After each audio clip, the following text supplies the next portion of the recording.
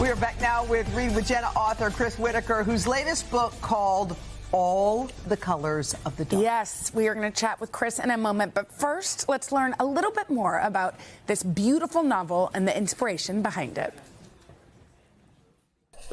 Chris Whitaker's new novel, All the Colors of the Dark, explores how childhood wounds can reverberate throughout a lifetime. When 13-year-old Patch acts heroically, saving a young girl from a kidnapping, he endangers his own life, and the ripple effects not only impact him, but also his best friend, Saint. The traumatic yet triumphant novel mirrors Chris's reckoning with the childhood abuse he says he suffered at the hands of an adult in his life, and the depression and PTSD that followed him into adulthood. Eventually, the London-born author would find solace and hope at the library and a bright future in writing, publishing 3 novels, including the New York Times bestseller, We Begin at the End. His latest novel, our July Read with Jenna pick, beautifully captures the tenacity of the human spirit and how we can harness the power of heartbreak to create good.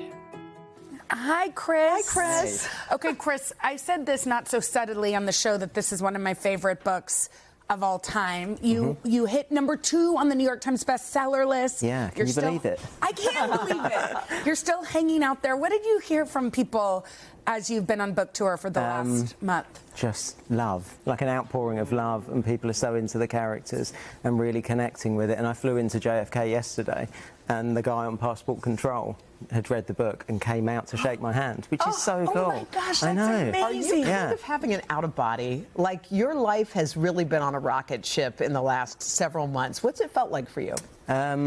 A bit surreal. Yeah. Like, you know that feeling like you're not really here. Yeah. It's kind of like a dream, and meeting you in Aspen, and it's just been, like, I think, the best time of my life. Oh, wow. You know, one of the things that is so interesting about the inspiration for this novel is that it comes a lot from your childhood. You did not have an easy one. I didn't. Patch did not have an easy one. No. Talk a little bit about how your hardships have been healed by writing.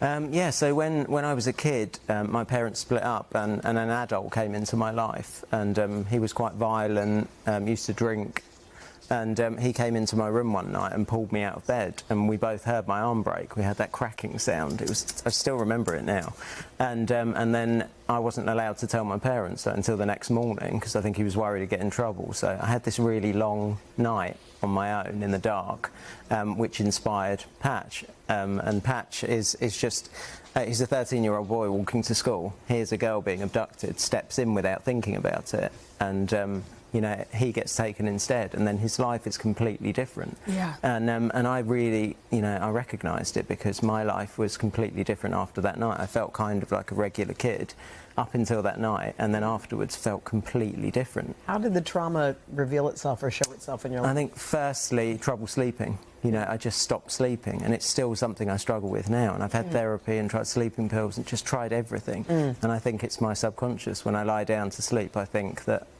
my subconscious. Safe. Yeah, exactly that. So things like that, and I stopped going to school, started to get into trouble. I was a good student until then, and just felt just completely untethered, kind of. You know, like something had come loose, and I didn't know who I was anymore. You didn't graduate from university, and yet you're an incredible writer. I mean, every word means something in your books. And I think it gives people hope that they have these hidden talents that not only live inside them, but can also help heal. You say that writing has saved your life. Is that true? I think so, yeah, because I left school without any qualifications, like you just said, and just didn't know what I was doing with my life. And I was just moving from job to job, and was out one morning in London dropping leaflets through people's door, and got mugged and stabbed. Got mugged and stabbed? Yeah, because the guy wanted my phone, and I had a bit of a fight with him, and I kind of tracked that back to when I was a kid, because I didn't like feeling like a victim when I was a boy. So even though he pulled out a kitchen knife, I just thought, categorically, I'm not going to give you my phone. Right. And he stabbed me 3 times, and then I really struggled afterwards, because physically I was all right. I've still got scars. I tell my kids that I was bitten by a shark and things like that. Make up things. Now, unfortunately, they can see you on the internet. They can, yeah, that's been problematic. They do. They know the truth. So this isn't just a book. I mean, this book has really taken off, right, guys? This book has really taken off. We're really excited because we're partnering with Sue Nagel and Sarah Gibbons. It's being turned into a TV show. I feel like you should say it now, since we're on television. Any of your casting requests, so we can just make sure they make it happen. Check the box. Yeah. So the problem is, in my head, they are my characters and they are fully formed. But everyone online likes to send me recommendations. Yeah. You know, Who have they recommended? The guy from The Bear. His name I always forget. Jeremy Allen White. Yeah, and just won an Oscar. Quite young. Emma Stone for Saint. Everyone loves her. Okay. Yeah. All right. Well, I'm going to see if we can make that happen. Check and check. That's a big lofty list. goals, but if they've read this book, they will know how incredible it is. Chris, congratulations. Chris, thank you. Thank you so much. Thank you. And if you have not read Chris's book, you're some of the very few.